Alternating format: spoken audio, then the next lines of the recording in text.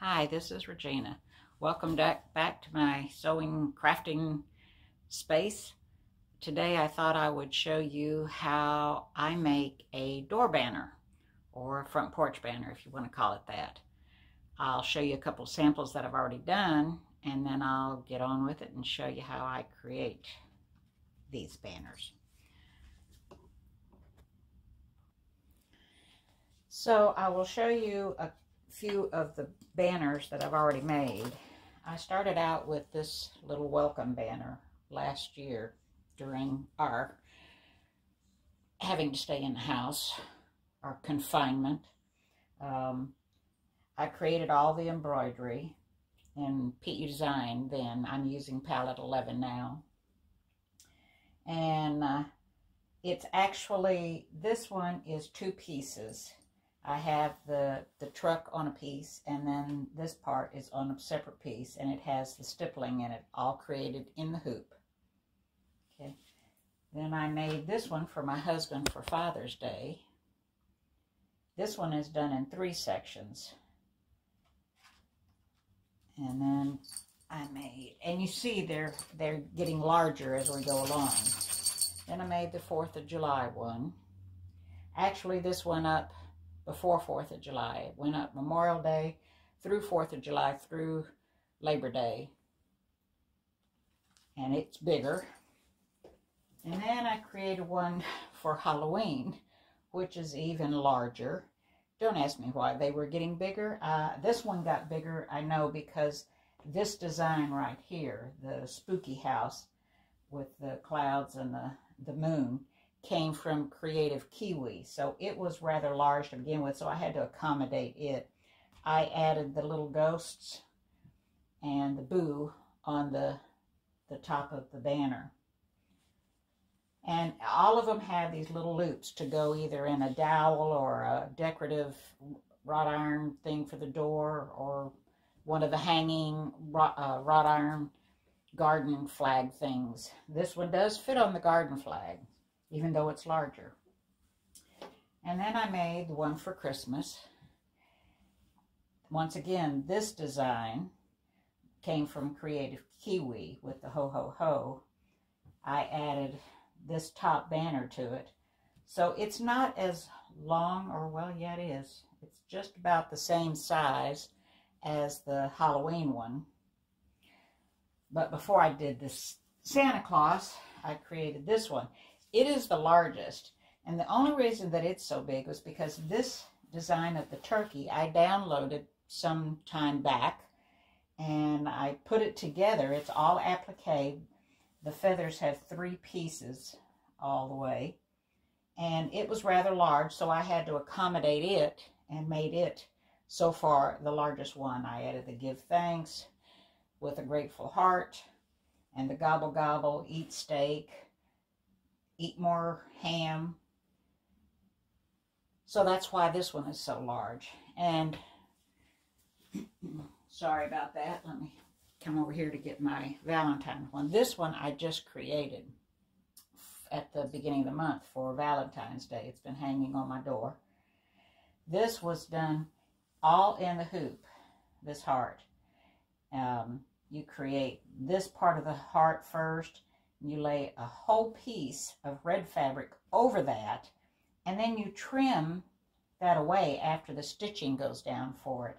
I was so afraid I'd cut this white fabric because this was the first fabric that went down, but it was a really easy technique, and because this fabric had the decorative stitching in it, kept the fabric down, and I didn't have any trouble cutting the fabric away. And after I cut the fabric away, it creates this candle wicking around it. And when you put the red fabric over, you know, hey, it was easy. It's called reverse applique. I'm learning. So this one is in 3 pieces also. And these 3 pieces all have stippling in them. And they were each created individually and sewn together, and then the heart was sewn on top of that, or embroidered, appliqued on top of that. So today I'm going to be making a St. Patrick's Day, and I thought I'd give you a little insight into the process that I used to make these porch banners or yard banners or door banners or wall hangings for your house, whatever you want to call them. And I'll get started. I'll be back in just a second. Here is an example of what my banner is going to look like. I've made these templates from the software that I use, which now is Palette 11. Palette 11 and PE Design are virtually the same software for digitizing. And I printed out my templates, did my measuring to get my fabric cutting requirements. So the banner will look something like this. This centerpiece is similar to the heart that I showed you last, and this center clover leaf will be done in green. This outside fabric will be done in green, but the fabric inside the candle wicking will be done in this beige sandy color fabric. I have my centerpiece batting. So I cut the fabric and the batting the same size, and I go a ½ inch outside my templates, so I have room for draw on the embroidery and cutting, getting a ½ inch seam allowance. And then after I stitch all 3 of these panels out, I sew it together. And you might ask, well, why don't you just sew it on one piece of fabric? Well, I want this to go all the way out, and I have not quite learned how to do that, create this stippling in my machine and do it all in one process, re-hooping in order to get each of these sections. So it's just easier for me to do these 3 sections, sew them together, trim them up, and then put this piece on in the middle and create it in the machine when these 3 pieces are put together. So I have the centerpiece. I always start with the centerpiece. I have it on my machine, and I'm going to be stitching it out here in just a second, and I'll give you a little brief example of what that's like. I'm at my machine now, and I started this. I had my first color stitches a placement line all the way around, and it is the size of the finished templates that I showed you. These finish out at 14 inches wide. This piece is 8 inches tall in height. And so I cut like I said, I cut everything about a ½ inch bigger. So the first stitch is the placement stitch, going all the way around here. Okay, so the fabric will cover this part. So I've already done that, and I am sewing the batting on top of that. Now when I create my designs, hope you can hear me over that stitching. When I create my designs, I create them so if I give the design to someone or someone wants to buy it, each step has a separate color. Pink means placement, blue means stitching line and for the fabric. And then I do basically the same thing for the rest of the design if a placement of fabric is required or stitching is required. So now I'm going to turn this around and hope you can see it. There's my machine. So the next stitch is to place my fabric. It turned pink again, but I'm going to trim this batting. I do not leave this batting hanging out here. I want a nice clean line before I stitch my fabric on. I don't want to have to stitch, cut batting and fabric at the same time, or move one out of the way to cut it, because I want a nice close stitch.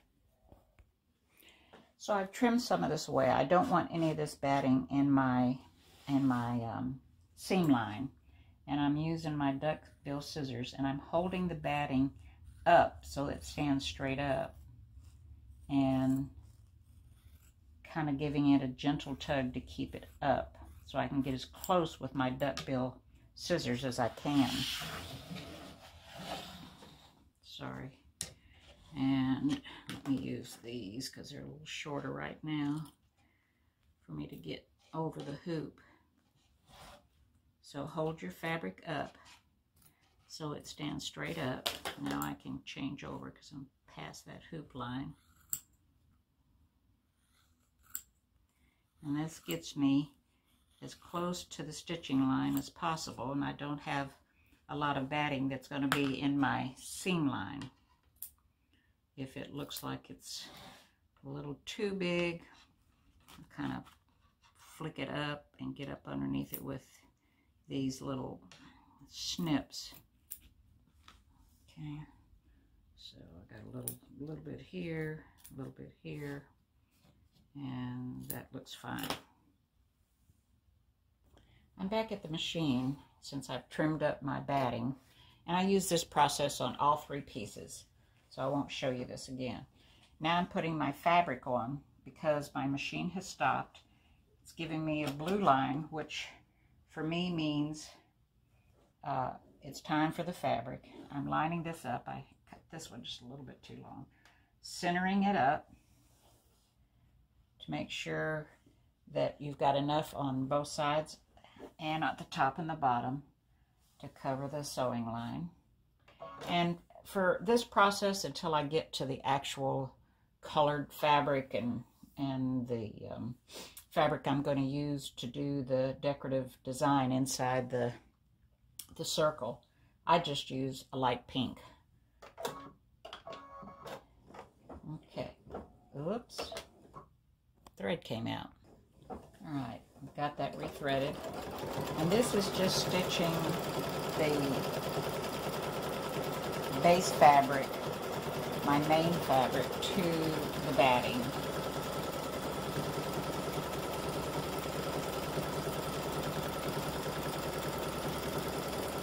And I'll be back in just a minute. Some people like to tape their batting down with this paper tape. For this process, I don't use it, but I do occasionally use the paper tape.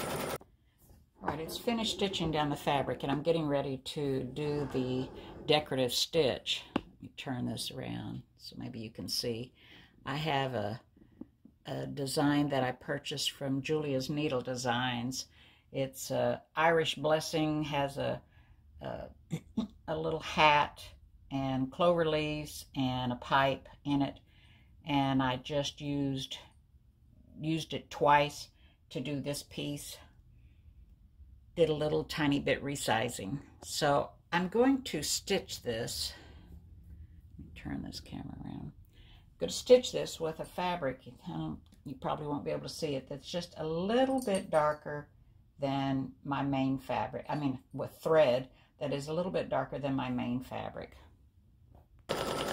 It was easier for me to purchase this design that was on sale for next to nothing than sit at my desk creating one myself.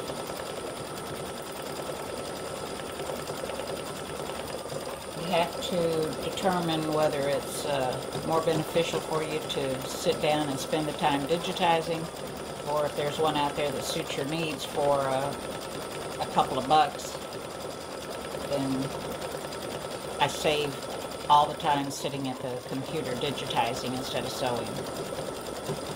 I do a lot of my own digitizing though.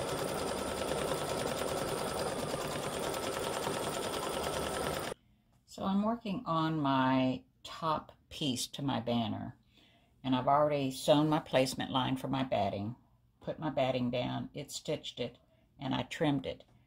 Now my next step shows a pink rectangle, which would be a placement line for the fabric. But because I already have the batting down and have stitched a placement line, I'm really not going to stitch that. So I will arrow down to my next color, which is blue, which tells me it's going to stitch my fabric. So I've skipped a step because I didn't need a placement line, but it's a reminder that this is where your fabric is supposed to go.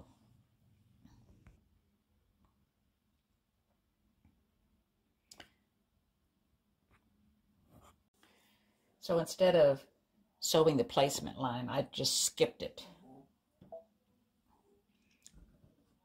So in your machines, let's see if I can get this down where you can see it. Sorry about that. So in your machine somewhere, you have the ability to go forward to the next color or back up to the next color. Okay, let me cut this because I had started on the stitching. So I could have backed up. I will. Okay. All right, so this is where I was. And instead of stitching the placement line, I just put my fabric down. Now I've got my stitch line, and I can go ahead and stitch because I fast forward, if you want to call it that. I was on my pink placement line. I just put my fabric down, went up forward to the next color, which is my stitch line for the fabric, and I stitched that. Now I'm on the decorative stitch or the quilting stitch or whatever you want to call it, and I'll finish quilting this piece, and I'll go ahead and do the next piece, and I'll show you when I'm finished. I've finished these two blocks. This is the top one and the middle one, and I've trimmed my seam down to 1/4 of an inch, pardon me, using my ruler, lining up the 1/4 of an inch on the stitch line. And because I trimmed away my batting whenever I was starting to do the block, I don't have to worry about my batting getting in the seam. It's stitched, it's trimmed down real close. I think I'm going to actually trim this one a little bit right here. I don't have my glasses on. But, so, because this is so light, make sure you've got it in the right orientation and not upside down so your hat's backwards or whatever design you're working with. I put them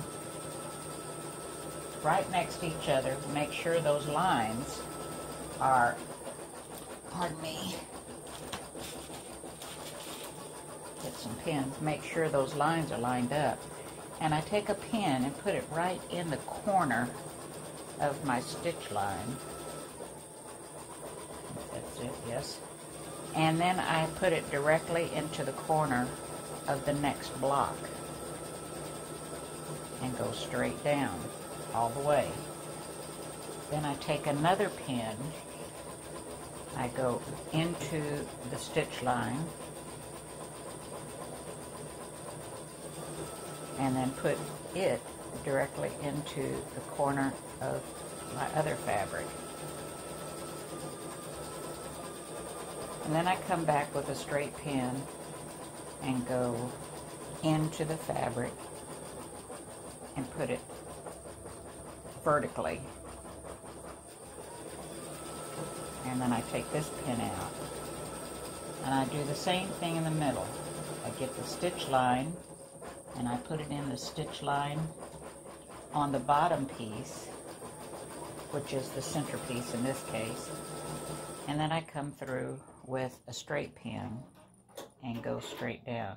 Now this color on here is the purple glue that I used to glue the batting, the stabilizer together. Okay, so now I go through and, oh, this is straight, so let me go this way. That's straight.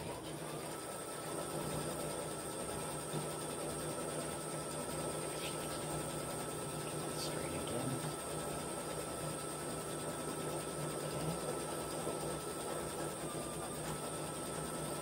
Okay. and I put a pin in to hold it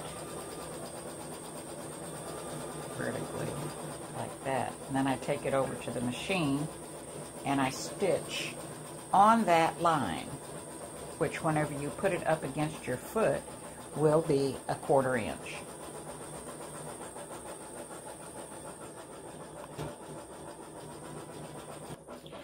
I've taken my 2 pieces over to my other machine and stitched them together with 1/4 inch, going just inside, well, might have to do it again, just inside the pink line, and then press the seam open. I've gone around and trimmed all my little threads so that none of those green threads would show through. I'm still at the machine. I'm on my last piece for my banner. It is stitching the placement stitch, which, if you remember, I told you I was taught to do them as separate. So this is my placement stitch. This is the pink, which means this is the first step. This is where you're going to place your batting.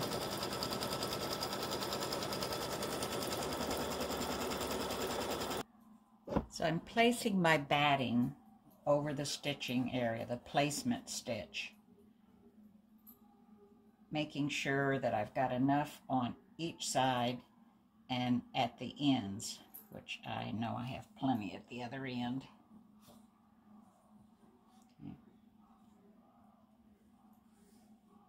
And I'm going to stitch it down, because remember, I don't want to have to cut the batting when I have my fabric on top. To me, it's more difficult. So I go ahead and use the placement line and the next line, which is the blue. I think you can see that still. Let's see here, sorry. So this step is my blue, meaning this is the stitch line, which is what it's doing right now. This is just how I like to do it. I was taught this way. It makes more sense this way. Some people don't have this many steps, but for people who are new to this process, I think it helps them. My batting has stitched down, and my next step, let me try to turn this around a little bit, is telling me pink, the placement line for the fabric. But I don't need it because I've already done this. I know where it's going, so I'm going to go to my next step, which is the blue for the tack down of the material. And I'm just lining it up again, making sure I've got enough on both edges, both sides, and at the edge, and then I get after it. Like I've said before, you can use the paper tape if you don't want to keep, petting the fabric, just to make sure that it doesn't bunch up. But this is really fairly reliable. I've never had an issue on this, just doing this part of it. So now my machine is telling me that I'm going to be doing my decorative or my quilting stitch. And this particular one, like I said, I got from Julia's Needle Design. And in order to get it in here, I think I have 3 sections that I have put together, expanded them, enlarged them till they fit together and lined them all up. So it's one continuous flow. Now I've chosen a different quilting stitch for this part. Actually, for each section I chose a different, she calls them continuous line designs. And this one says 4-leaf clover, 4-leaf clover. So each section will have a different decorative stitch or a quilting stitch. And in her case, she calls it continuous line stitch. I have all three of my pieces sewn together, top, center, and bottom. I've done my centering for my template to do the middle section of my banner, which will be all applique. So it will give me a placement line to put my batting, because I don't want to sew everything on top of this stitching that was done. So I'll put my batting, and then it will go to this middle section, and I'll have a fabric that I put on there. And I'll continue, and I'll be back in a minute. Here's where I am so far. I had the placement line for the batting for the entire circle. I put it down, trimmed it, and then it gave me a placement line for my very center fabric that's going to have the decorative stitches. And I laid it down and stitched it. And you can see how close I got to the stitch line, because this is where the candle wicking is going to go. It's such a shame to cover up this beautiful decorative stitching with the shamrock. Well, it's not a shamrock, it's a 4-leaf clover. I just hate to do it. But this is luck of the Irish, and we need the 4-leaf clover in the center. I wanted to show you this gorgeous decorative stitching that PE Design and the Solaris 2 have built in. I really hate to cover it up, but we got to put a shamrock here. Well, I've stitched the placement line for the batting for the 4-leaf clover and put the batting down. Now to put the pretty fabric on. So I got my fabric sewn on. I wanted to show you. I do use paper tape occasionally. I had to make sure that this fabric did not move.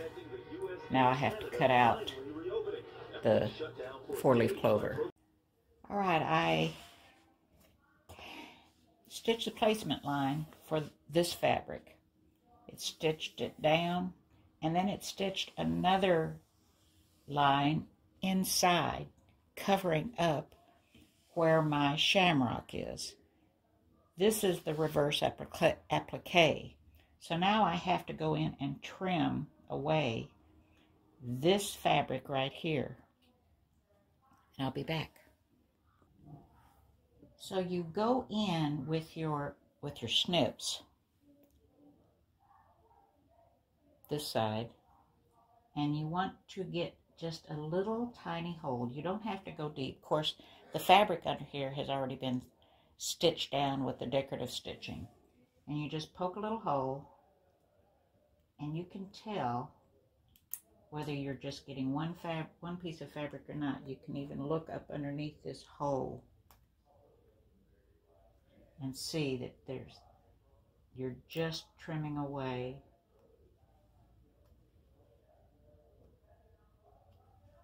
the green fabric.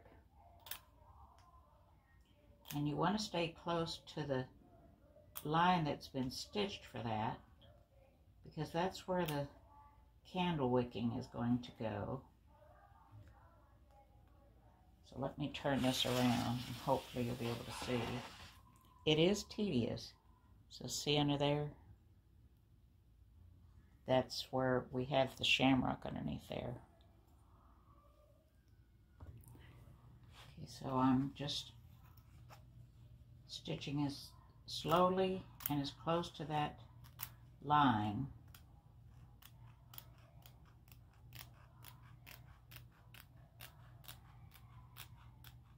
as I can. And in a moment, we'll reveal the shamrock. I know I didn't show you a lot of the other process, but this I think is important.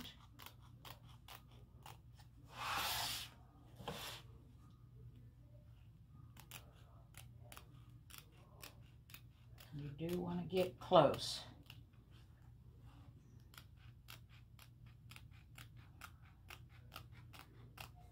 Just keep turning your hoop.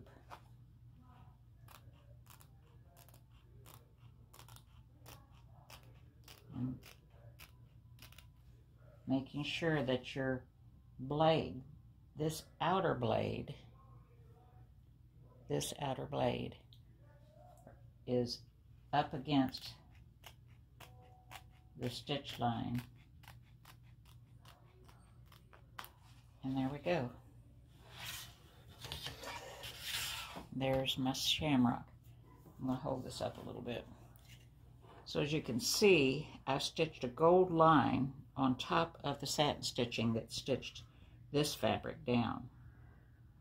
I'll cut that.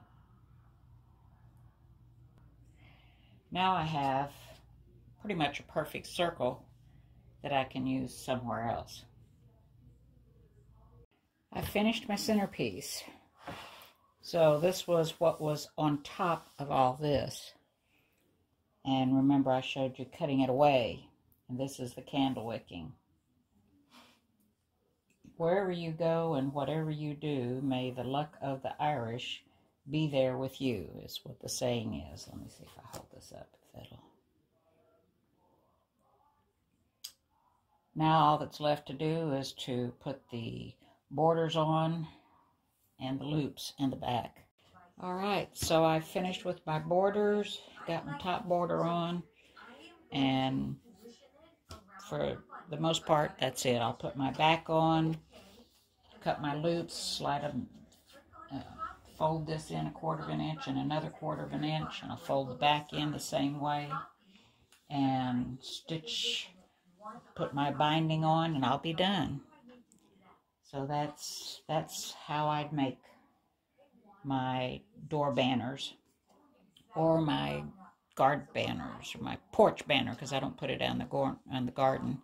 I do hang them on the porch. So that's it. Thank you for watching.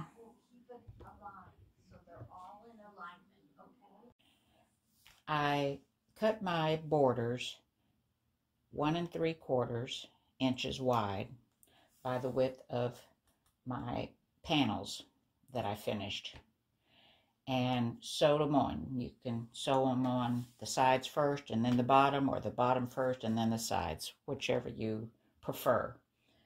And then I cut my, let me turn this around, I cut my top border 2 1/2 inches wide, turned in the top cut edge 1/4 of an inch, and then I turned 1/4 of an inch in.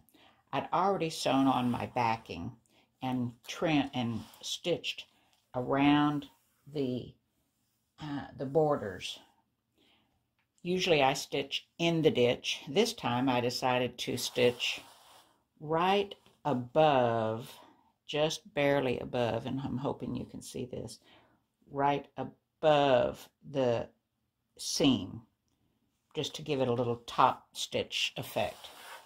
And I had already, after I added my borders, I added my backing and then did my top stitching. And so I've attached my backing to the front, and it shouldn't do any shifting.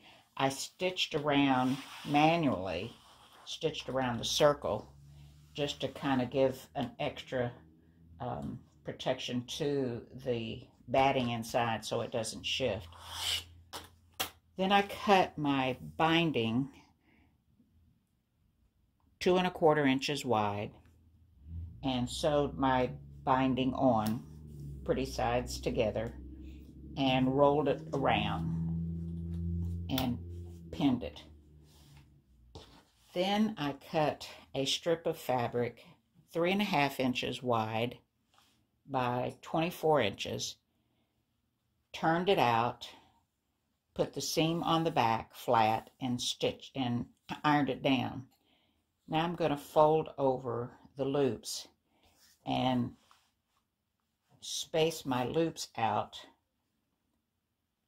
inside the seams that have been turned down 1/4 and another 1/4, and I'm sandwiching my loops in between those two seams. And I will measure these out in a little bit to make sure they're spaced evenly.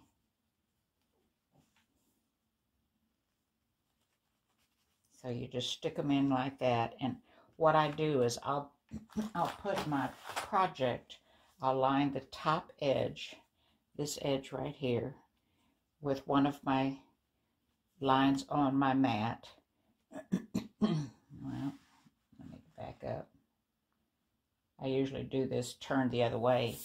And then I take my ruler and make sure that it's lined up. Kind of hard to do it here. Move this back a little bit more so my ruler sits still. So I'll align my ruler, one of the lines on my ruler, with the line on my mat. And that will give me a guide for my loops to keep them all straight. So I'll just put it into the seam until it just barely touches the ruler. Bring this one up like that. Take this pin out. And I'll usually line up the very edge loops with this edge right here on the end edge with, oops, take this pin out. Move it over a little bit. Okay, come on, cooperate. That's why. Okay. Okay, so I push my loops right down to that seam.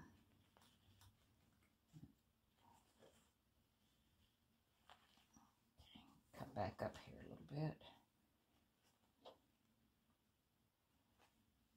Okay, and push this down to that seam, lining everything up with the edge. Sorry, I need to scoot this over a little bit more. There we go.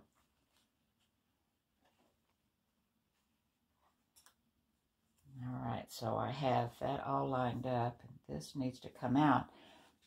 I'm going to scoot this over a little bit. So, as you can see, this loop, get this thread out of the way, is a little too far down. I'm hoping you can see that. It does not touch the edge of the ruler, where these loops touch the edge of the ruler. So I'm going to make sure that I'm all lined up. Let me go back here just a little bit. Line up my ruler on one of those edges. Okay, so, and just make sure that that loop is the same, all of them are the same distance out from the edge of the panel. So there we are. So I'll pin those in place, and then I'll come across the top and top stitch this down, in turn stitching the loops in place. And then I'll go down and stitch in the ditch along the edges of my binding, and I'll be done. I went through and pinned everything in place at the top, pinned in between the loops, and then pinned the loops down, ensuring that they're still spaced evenly. I have 2.5 there and 2.5 there, and a little less than, a little bit more than 2.5, about 2 3/4 between these two. And everything is still lined up straight. So whenever I put it on my dowel or my wrought iron, it's going to hang straight. Now I just have to sew it together. And now I'm finished. My loops are sewn on. I've stitched in the ditch around my binding. I've stitched around my heart, my circle, so that the batting doesn't shift inside. And now I'm ready to hang it up. There we go. All my loops are sewn in.